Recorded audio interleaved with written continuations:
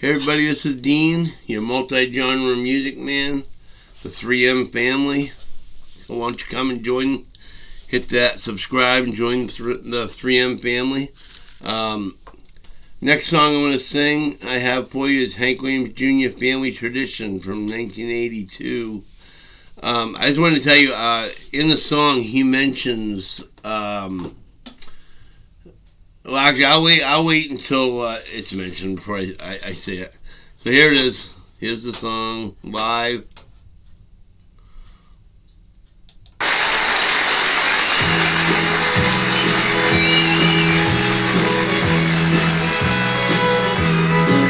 Now these country music singers always been a real close-knit family.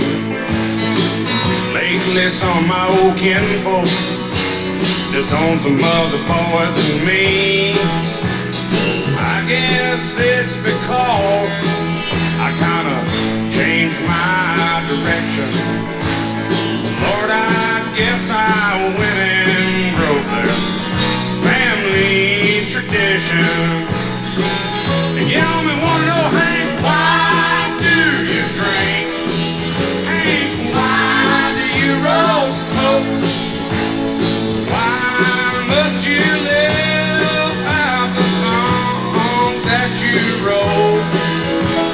Over and over, everybody made my prediction. So if I get stoned and sing all night long, it's a family tradition.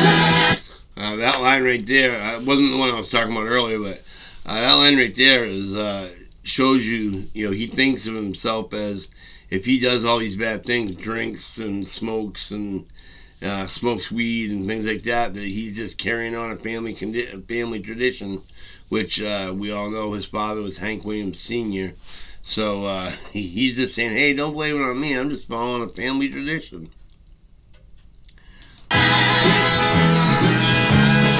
I am very proud of my daddy's name. All of his kind of blues, my blues ain't played just the same. Stop and think it over, put yourself in my unique position. Alright. Now, I heard him on TV sing this song live another time, and he explained what he meant by that line. He said, just think about this. I lived in a unique position. At age 3, he still remembers his father having a party one night where Fats Domino, Jerry Lee Lewis, Johnny Cash, all the big names out, that were out back then, coming over to his house and playing, talking with his dad and like kind of taking him to the side and asking him, hey, you want to learn a little music? And Fats Domino would play something on the piano, or Jerry Lee Lewis would play something on the piano, or somebody would take him aside, whether it's Chuck Berry, whoever was there, would play the guitar. So he said that you got to kind of look at it as a unique position. His family, the way he was brought up, he was already going to be a wild child. Just by the way he was brought up, he was going to be a wild child. So let's go on from here. If I get stoned, sing all night long, it's a family tradition. Don't ask me, Hank, why do you drink? Hank, why do you roll smoke? Why must you live out the songs that you wrote? If I'm down in a honky tonk, some slick's trying to give me friction.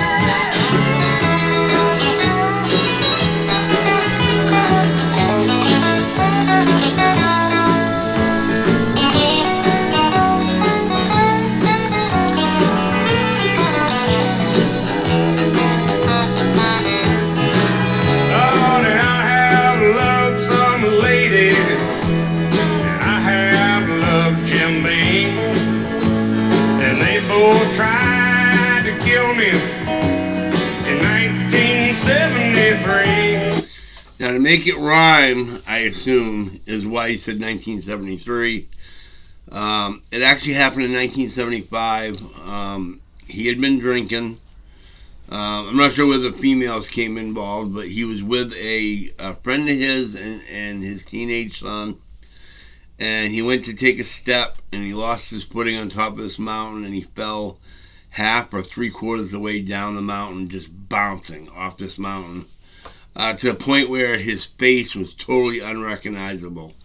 The father went to get help, and the boy stayed with him to keep him awake. The father said, keep him awake no matter what. And they'd sing with each other, they'd sing songs, they'd do anything just to keep him alive. Well, as he kept going in and out, he had this thing where Hank Jr. thought that his father was talking to him, telling him, you got better things in life that you still haven't done yet. You got to come back and do what you haven't done yet. And up to this point, his mom was still alive, and she was trying to mold him into another Hank Williams Sr., only singing Hank Williams Sr. songs. Didn't want him singing any of his own music or anything like that. Well, when he came back, and when he woke up, the two people beside him were Johnny Cash and his wife, who Johnny Cash happens to be his godfather. Hank Williams Jr. was such a wild child, he called himself, when he was younger.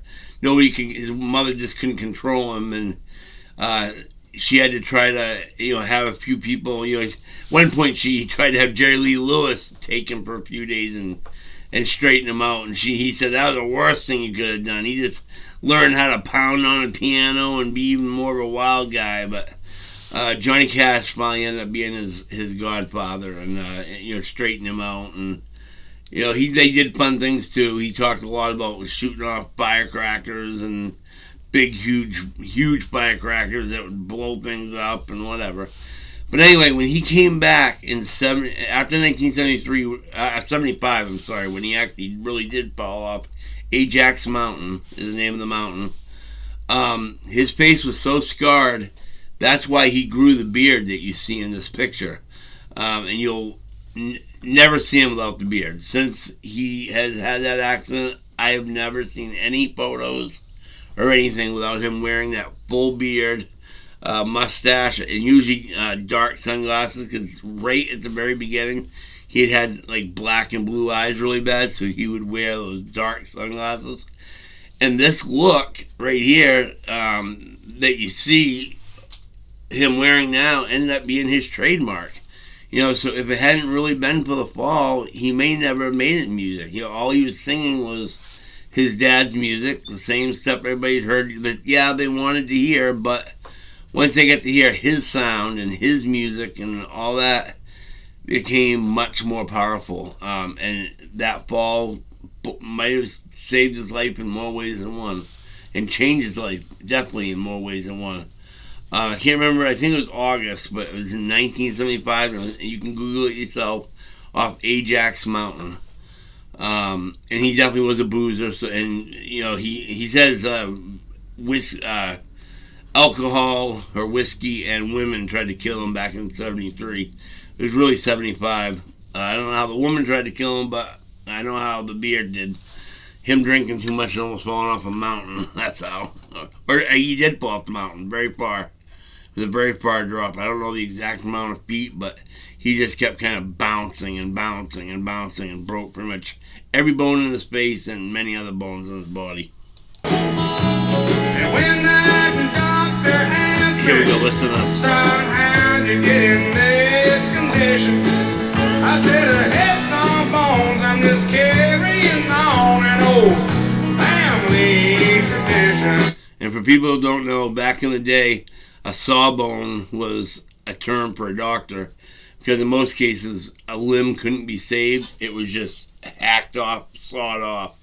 So they used to be called sawbones. And so when the doctor asked him, how'd you get in this condition, he said, hey, sawbone, just leave me alone. It was a family tradition. Don't ask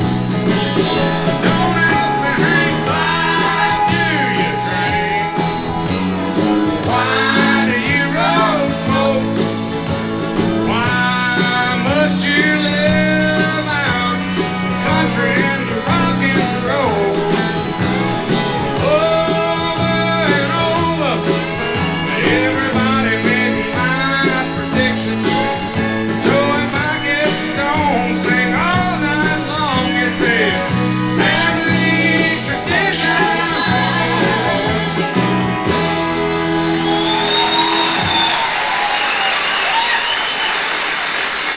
And that was Hank Williams Jr., Family Tradition, 1982.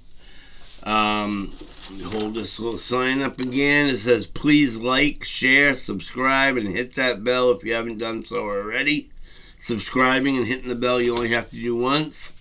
The like and the share you can do on every single video. You can share it on Twitter. You can share it on Facebook. Anywhere it'll get the videos out, seen somewhere, so I can maybe get some more subscribers. I really need the subscribers right now. So after that, we'll be doing some more videos today. This is maybe my third or fourth one I think I've done today. Yep, fourth one, but there'll be plenty more. So if you still have time, if you simply right now want to write down in a comment, hey, this is what I'd like to hear before the end of the day today, it will be played because I have plenty of spots I can add songs. And this is Dean telling you to have a good day, be safe, be nice to others. Have a good day.